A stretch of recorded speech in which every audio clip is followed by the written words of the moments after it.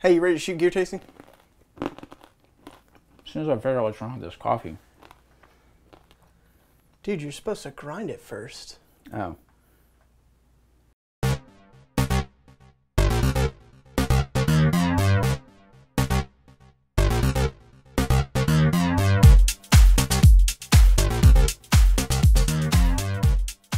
Hey guys, welcome to Gear Tasting. Today I've got a couple things I'm going to talk about. One is some different products for clothing and apparel and boots, and another is some new food from Good to Go, as well as one of the new grip core storage devices from Magpul. So I want to start off talking about the Good to Go meals.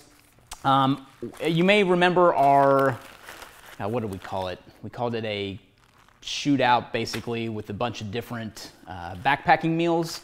So maybe that's what it was called, backpacking meal shootout. I can't remember. I'm going to link to it though down below in the description because we did a pretty comprehensive test of a lot of different meals. Yes, there's always a bias in taste testing. Everybody's taste buds are different, but we kind of compared and contrasted some different characteristics of backpacking meals and put them all into a big spreadsheet and ranked them. And Good to Go was one of the top finishers. They weren't number one, but I really did enjoy some of their meals, and I'm really looking forward to trying out the new flavors that they just came out with for 2016, which is Pad Thai, one of my personal favorites, especially on the trail, as well as Indian vegetable korma. I'm a big fan of Indian food, so I'm hoping that this is very good. Haven't tried either of them yet, so I'm looking forward to it. But there's a Pad Thai that I believe Backpacker's Pantry makes that's one of my favorite backpacking meals, so really optimistic that this is going to be awesome. So the Indian vegetable korma, if you don't know what that is, I didn't know what korma was either, but I know I've had something like that in Indian food before, but I wanted to talk through it. So it's a tomato and yogurt braised veggie meal with protein-packed garbanzo beans. So there you go. That's what those are. So I also received a couple products to check out from Nikwax. So first I want to talk through these three because these are all things that you put into the washing machine with your clothing and apparel. So this is a wash-in to add water repellency. So over time, your water repellency does fade away from things like Gore-Tex and Event and things like that. So this is a way to put it back into the material. And then this is a down wash. So this is for your down items. So I've always just used regular detergent on my sleeping bag. So I have a down sleeping bag, and I'm kind of looking forward to using that for the down sleeping bag. And then I also have some down jackets from Patagonia that I've always been worried about washing too. So I'm excited about that. And then there's a tech wash, which is kind of just a regular wash for your tech items and your soft shells and things like that. So this says it cleans safely and revitalizes breathability and water repellency. So this is kind of, I guess, a revitalization for waterproofing, whereas this is actually adding it back into the clothing. So not quite sure the difference. I have to read about it a little more, but that's just kind of my initial take on that. And then these are actually for footwear stuff. So this is a footwear cleaning gel that says it safely cleans and revitalizes breathability and water repellency, whereas the other product actually waterproofs leather. So that's one thing I deal with. These are my preferred boots, which are the Loa Renegade 2s. They're leather lined, so the inside of them is leather rather than a Gore-Tex or an Event. And I personally can't stand Gore-Tex. My feet get hot. I really hate it. So I would rather deal with putting a water repellent on top of the boot than I would dealing with the interior of a Gore-Tex or even an Event inside. But there is some limitation behind that because, you know, yes, you have leather here, but on I guess the place where the tongue of the shoe meets the boot here, you're kind of stuck with that nylon material. So there is an implication that, you know, putting your foot into water won't really protect you, even if you have a water repellent on the boot too. So that's why I have things like hot socks and the things that Arc'teryx isn't making that Rob always calls me out on for mentioning on Gear Tasting all the time, the Maddox dry socks. So that's how I prefer to do water crossings. I'd rather take my boots off, put something over my feet, and then go through so I'm not trashing out my socks. So then also there's some little packages they sent of this wax-based waterproofing. So I'll have to kind of test this out with the fabric and leather proofing spray versus the actual wax too. So looking forward to those. And then last but not least, the grip core storage from Magpul. I've always been a fan of the MOE grips just because they're a little less expensive than some of the other grips. They're now making the actual textured grip, which I like even better. I just haven't got around to replacing everything with those.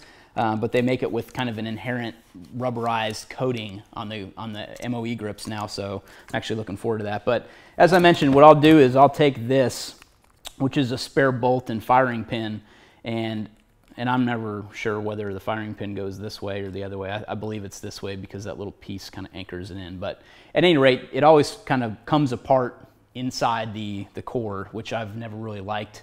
You know, this kind of, there's no way to secure this, but at the same time, you're always carrying a fire pin and a bolt, which is great. So if you ever have problems, you're not going to have to, you know, replace the spring inside of the bolt or something. You can just pop this out, throw a new bolt in, and a firing pin and go if you had to. So I like to take this out of whatever gun that it's in and put it into whatever I'm using that day. So I always have that with me. But then I also thought about carrying this around too. So they just came out with this probably a year, maybe even 2 years ago. It's been a while. I remember seeing this at SHOT Show.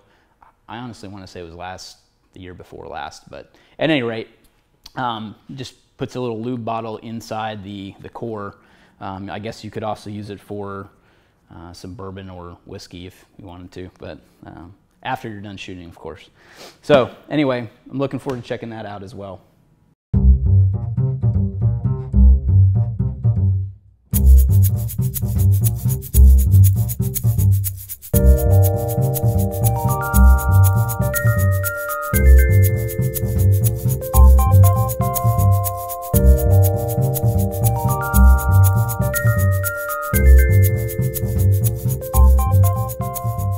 All right, this is a big day on Questions Over Coffee.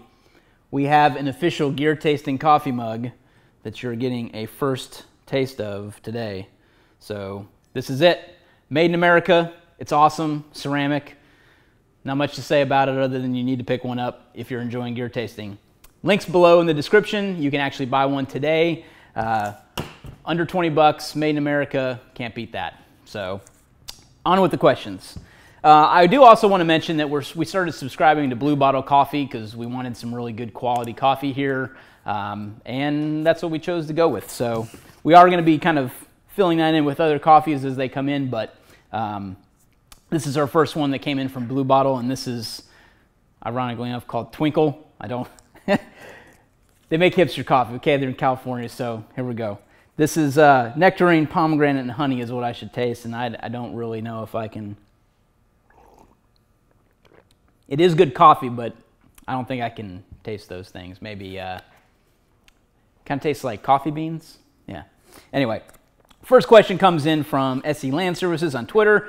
Curious, do you carry when running? If so, I recently started running, would like some advice. So I have tried carrying when I'm running before. I have been unsuccessful at it. I don't like it. I sometimes carry a knife, like a small knife when I run, tucked in the waistband of my running shorts. That has become a problem even in the past before too, so I don't know. I like to just think to myself, well, shit, I can just outrun somebody, so I don't know. I've never really been a fan of it. If I'm hiking and things like that, I definitely like carrying. And one of the things I like using is this Hill People gear. I can never remember what this is. Anyway, it'll be in the description. How about that? So it's from Hill People gear. So it's kind of interesting. You can zip it up like this. It's kind of got a way to take the two zippers like this and leave a little bit of the corner undone. And you can grab it and open it up like this. And it's got a small Velcro loop in the back, so you can put a holster in there. I don't really like Velcro as an option with this. There's not much Velcro there. So the other thing is there's a loop in here. And what you can do is take one of the Raven Concealment Vanguard holsters, put that onto your Glock or what have you, put that in here, and then tie a lanyard with some dummy cord, which we carry in the ITS store. So put some dummy cord to this loop from the holster, and then basically when you grab the gun and pull it out, the holster or the Vanguard stays there because of the dummy cord, and you've got the gun ready to go. So that's an option. I really like this from Hill People Gear. I have tried to run in this thing before. It's just not that comfortable for me personally to run in. But as you can see, it's kind of a chest-mounted device here. It's great for an admin pocket too. So it's got another opening here where it's got 2 pockets on the inside. I've used it for admin purposes before. And I like to just keep it like that, and I can just slip it over, but it's got a buckle if you don't want to do that method. And then I like the fact that they added this shock cord in the back, so that's also able to be routed around you with this buckle. So that's the option that I would recommend, just based on my experience and what I've done so far. So that is what I would recommend. On to the next question. So this is from Big Boy on Twitter. Awesome. Do you recommend the Suunto Core? I do not recommend the Suunto Core, only because I'm not a fan of the all-in-one type of watch that acts as a watch and a compass and a GPS and all that other stuff, because electronics fail. They always fail. And I would rather have a standalone device as a watch. And don't get me wrong, I use digital watches, so there's something inherent in that too. But I've used the G-Shock for the better part of 20 years now, and I've almost hardly ever had to replace a battery in a G-Shock. Yes, they're made overseas, so that's a downside for some people, but I swear by G-Shocks. I think they're some of the best watches around, even though they're made overseas, because it's certainly not a quality issue kind of making them overseas. So I prefer the 401 from Garmin, the GPS, the Fortrex, and then there's a EOG, which is explosive ops gear. I really like this band. I've talked about it before on Gear Tasting, and I've been a huge fan of this, of wearing it like this on my wrist. So that's what I use for a GPS, and then I use a Suunto compass. So this is my compass, this is my GPS, and this is my watch.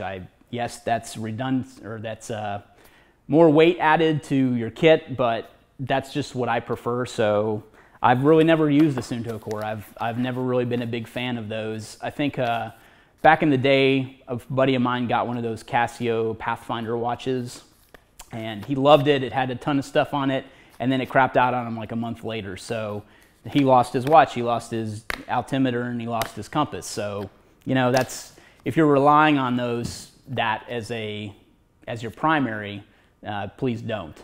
That's my advice. So there's nothing wrong with carrying one and using it, but I would, have a backup. I would have a GPS and have a compass. So, and honestly, my compass is my backup for my GPS. So that's kind of how I look at it too. So thanks for the question. Hey guys, thanks for watching Gear Tasting. Remember, we have pound tag Gear Tasting mugs in the store starting today. Don't forget to pick one up, under 20 bucks, made in America. Help support the show. The other way you can support the show is by joining our Crew Leader membership. Link is below in the description. Allow us to give you back something in return as well. Remember, if you have any questions, use the pound tag Gear Tasting on any of the social media networks, and we'll get them answered on the show. Thanks again. Cheers.